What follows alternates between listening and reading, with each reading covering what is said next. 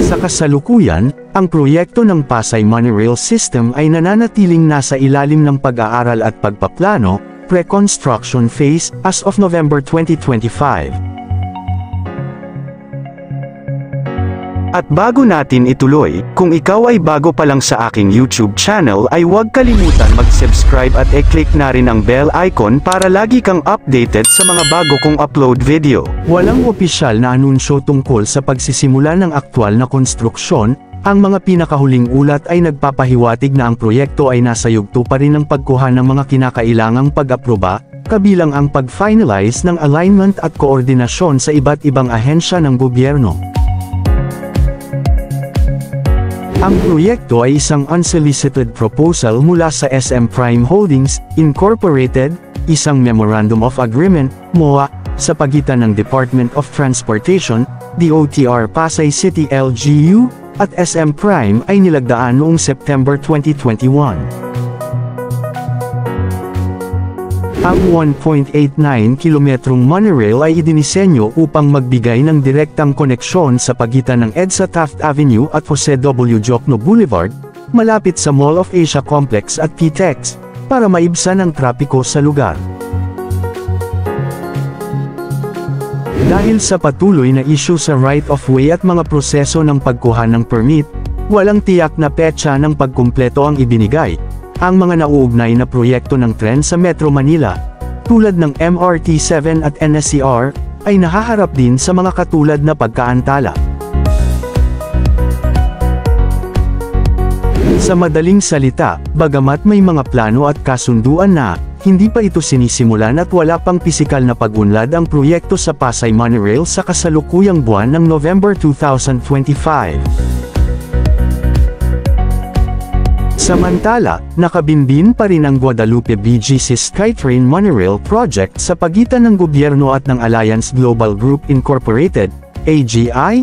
Ito ay isang proposed monorail na magdudugtong sa MRT Guadalupe Station sa Makati at Fort Bonifacio, BGC sa Taguig. Hindi pa nasisimulan ang konstruksyon, at ang proyekto ay kasalukuyang pinipilit o hinahanapan ng solusyon dahil sa pagiging in abeyance o nakabinbin mula pa bago ang pandemya. Pinag-aaralan pa rin ang proposal na isinumite ng AGI noong 2017, patuloy na tinutulak ng AGI ang proyekto at umaasang may pagpapatuloy ito.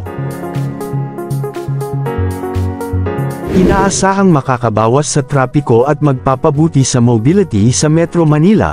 Iba ito sa Metro Manila Subway Project na kasalukuyang ginagawa, bagamat parehong makatutulong sa transportasyon.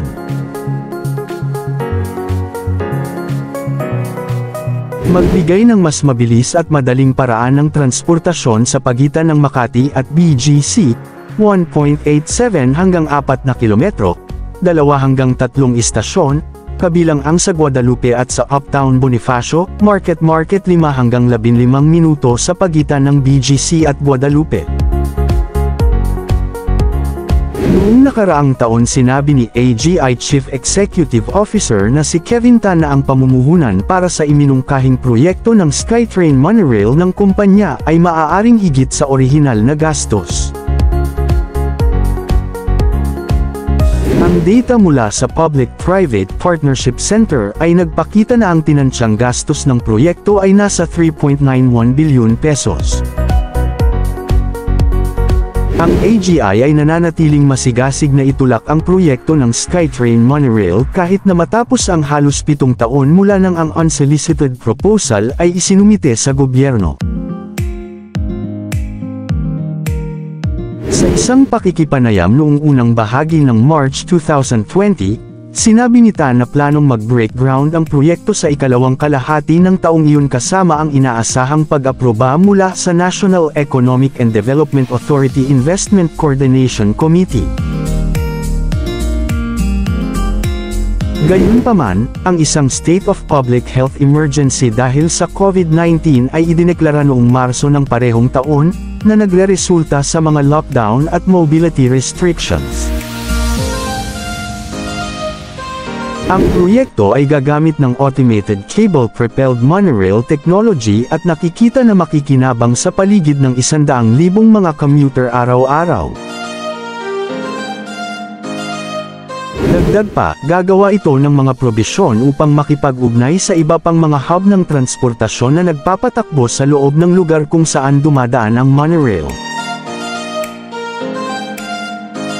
Sinabi ni Tan na ang AGI ay kasalukuyang walang ibang mga plano sa space ng infrastruktura bukod sa SkyTrain Monorail Project.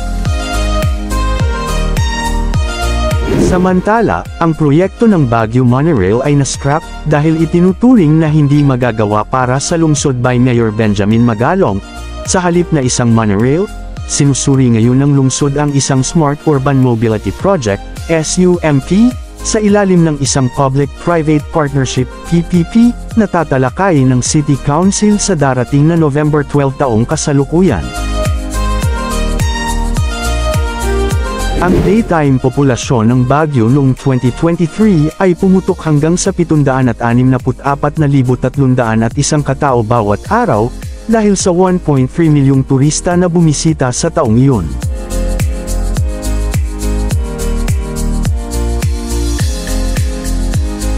Ang mga turista, na pinaniniwalaan ng alkalde ay tumatakbo sa 2.2 milyon noong nakaraang taon, magdagdag ng higit pang mga sasakyan dahil humigit kumulang na 54% sa kanila ang nagmamaneho hanggang sa Baguio. Ang SUMP, na kinabibilangan ng paggamit ng electric vehicles EVs ay nasa ilalim ng 120 araw na panahon ng pagsusuri, review period, mula noong October 8, 2025, bilang bahagi ng Public-Private Partnership PPP scheme. Matagumpay nang naisagawa ang pilot test runs ng mga 100% electric na jeepney sa mga ruta sa Central Business District, CBD, ng Baguio noong September 2025, ipinakita sa mga test run na feasible o posible ang operasyon ng e-jeepney sa bulubunduking terrain ng lungsod na may minimal na konsumo ng baterya. Isang pribadong kumpanya, ang InDrive, ay naglunsad ng kanilang sariling fleet ng electric vehicle sa Baguio City noong September 2025, na may layuning magkaroon ng 100 EV unit sa kalsada bago matapos ang buwan, at 1,000 sa 2026.